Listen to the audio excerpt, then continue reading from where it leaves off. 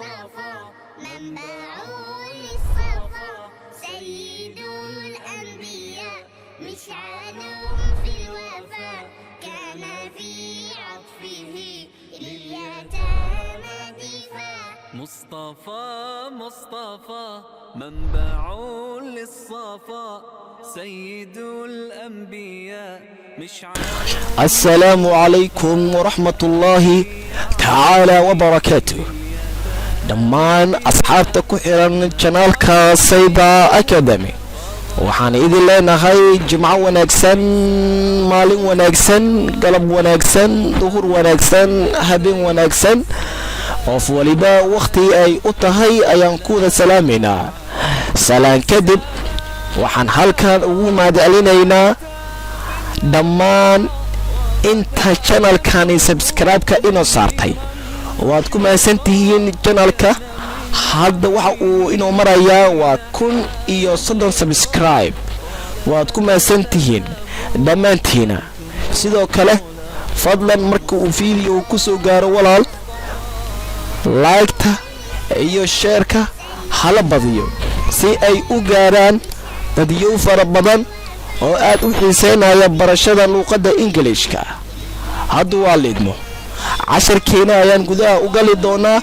casharkeena waxa uu ku saabsan yahay maanta lecture about English ama cashar ku saabsan Englishka ama mowduuc ku saabsan Englishka. I am very happy aad ayaan ugu faraxsanahay to stand inaan soo istaago in front of you hortiina. يعني aan ku celiyo waxa uu leeyahay I am very happy to stand in front of you. aad ayaan ugu faraxsanahay, aniga aad ayaan ugu faraxsanahay inaan soo istaago hortiina. also inkastoo it's my first time ay tahay markii ugu horeysay to stand here aan halkaan soo istaago. and iyo today maanta I want waxaan doonayaa to say few words xoogaa inaan ka yiraahdo about ku saabsan Englishka ama aan ka dhaho xoogaa ku saabsan Englishka. so sidaas daraadeeda listen to me well, si fiican ii dhegaysta. as we know sida aan u wada ognahay ama sida aan wada garanayno there are waxaa jira many different language luqadyo fara badan oo kala duwan spoken oo lagu hadla over the world caalamka intiisa badan. and the people dadkana like waxay jecel yihiin to learn inay bartaan dhammaantooda especially gaar ahaan English luqadda Englishka since maadaama it's famous maadaama ay tahay luqad caan ah and international iyo caalami ah. maadaama luqadda Englishka ay tahay luqad caan ah iyo luqad caalami ah, the people dadka marka do not know ma garanayaan that taasi there are 4 ways inay jirto 4 hab ama 4 wado that they can learn English ay ku baran karaan Englishka. and the 4 ways are afartaas hab waxay kala yihiin marka speaking ku hadlida, writing qorida, reading akhrinta, listening dhegeyshada.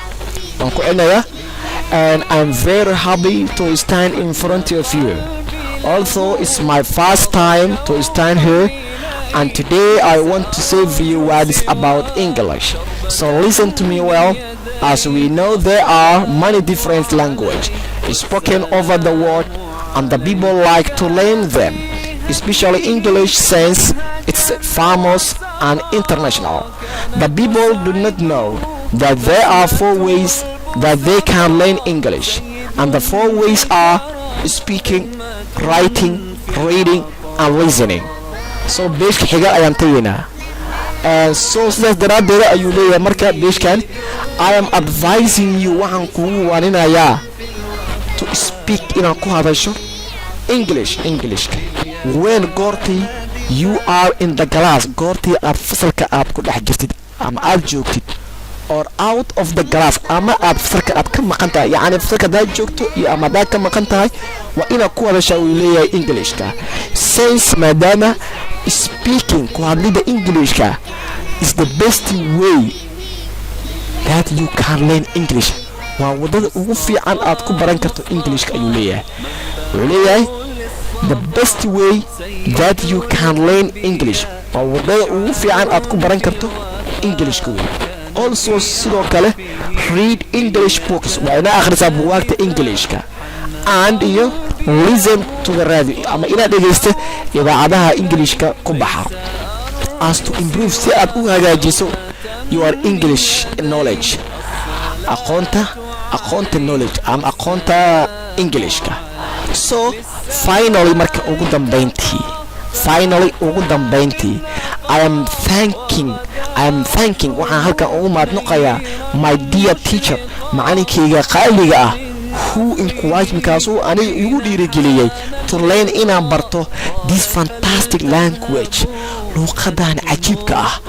in the end ugu dambeyntii I do not want ma doonayo to prolong my speech inaan hadalkayga dheereeyo because maxaa yeelay other students ardada kale are waiting halkan ay sugayaan in order to suggest inay soo gudbiyaan lecture so good cashar aad u fiican ama aad u wanaagsan. bye nabadgelyo and good luck nasiib wacan ku celinaya.